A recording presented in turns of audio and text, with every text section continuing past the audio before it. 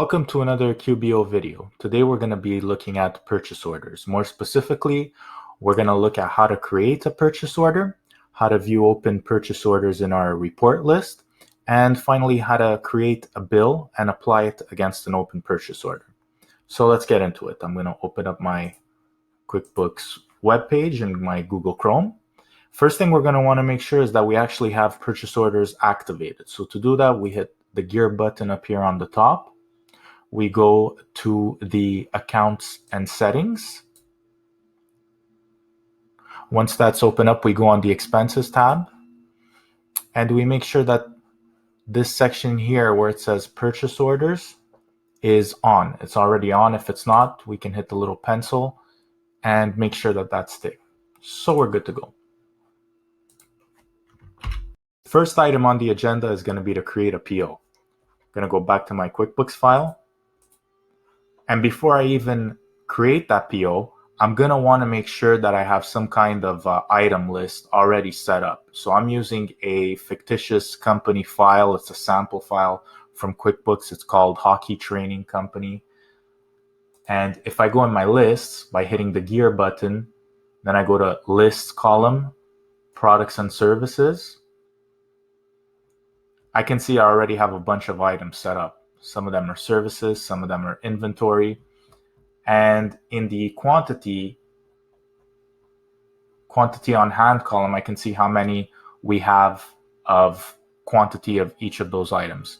So for instance, if I look at this mini Lord Stanley Cup, so they actually sell a replica cup, and they purchase it for a cost of $40 and they sell it for $84.95 and they have 74 on hand. Let's pretend we want to sell more of this mini Lord cup. Okay, we're going to have to create a purchase order for it. How do we do that? Well, new button over here is one way by creating a purchase order. We hit new, and then under suppliers we have purchase order.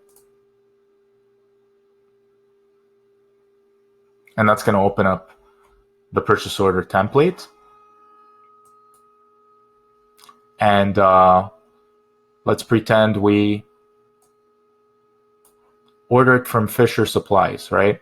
So since we set up our vendor, the information already comes up automatically.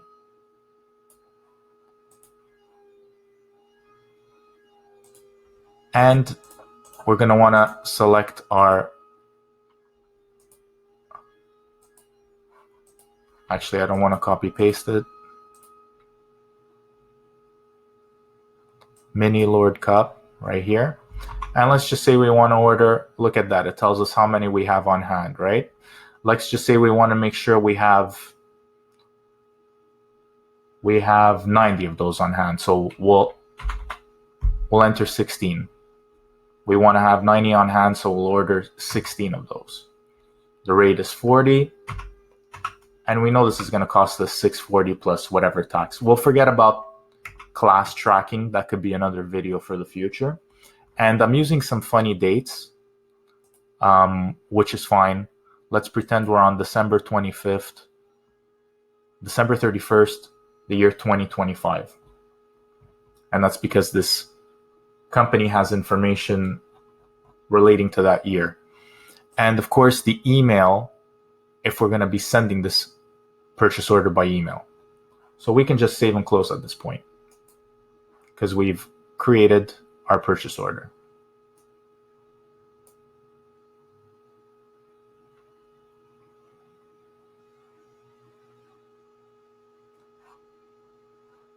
So now I want to see what open purchase orders I have. Well, if I click reports, scroll down here, and I go to open purchase order list. We can make this a favorite if we want. And I click on that. Well, I can see the purchase order I just created for Fisher Supplies. It was purchase order 1002. Let me click on it.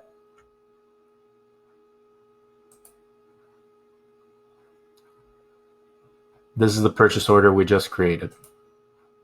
I click the little arrow button and I see all the details. The quantity, the rate.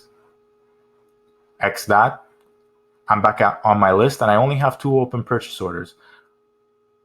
Just before this recording, I created another purchase order from Topman's. All right. So now I'm ready to go ahead and show you how I can apply a bill to that purchase order. So let's do that. Fast forwarding into the future now, and we're pretending that Fisher actually billed us for those things, that stock that we ordered, the cups on the PO. So how do we do that? We create a bill by going to New, under Suppliers as Bill, select that. This template pops up and I start typing Fisher Supplies. And right away, what do we see? A column rolls over from the right side over here.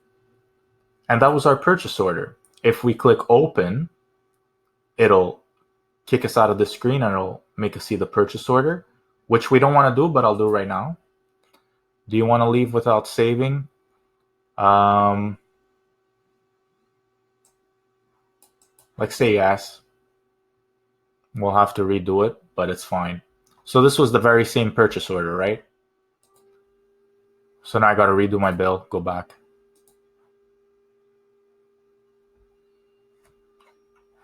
Fisher. See how that rolls over from the side? And the bill date, well, let's pretend we got it a week later.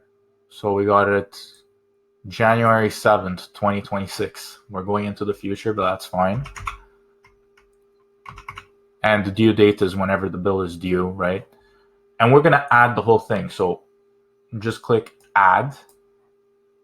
And when I click add, I see that PO information right here. Okay. And if I scroll over, well, I see the quantity of 16, the rate of 40, and the amount of 640. So I can save and close.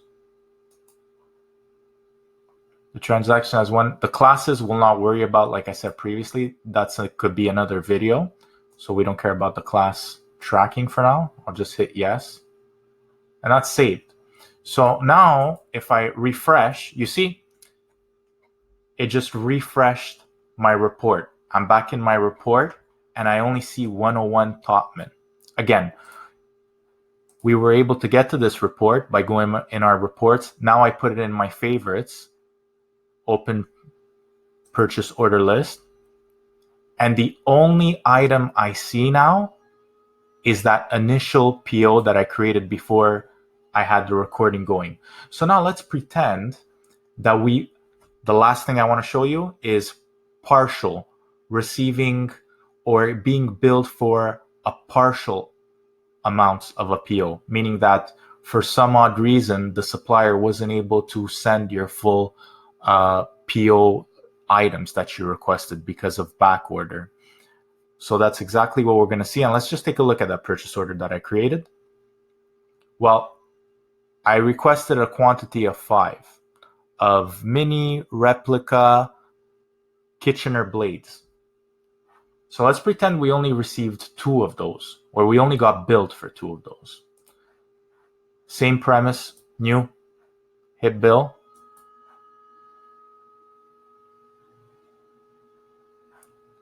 And it's Topman's.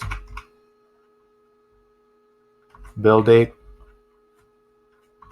Put it a couple days after. And over here on the side, well, we see purchase order 1001, which is what we were just looking at. I'll hit add. It's down here, right? Same place. And now what I'll do in the quantity, showing me the 5, which I ordered, well, I'll modify that. 2. 2 times 5, $5 cost is 10. So save and close. And now we should be able to see on our report that the PO is still open, but we've received 2. You see that right there? It says 2.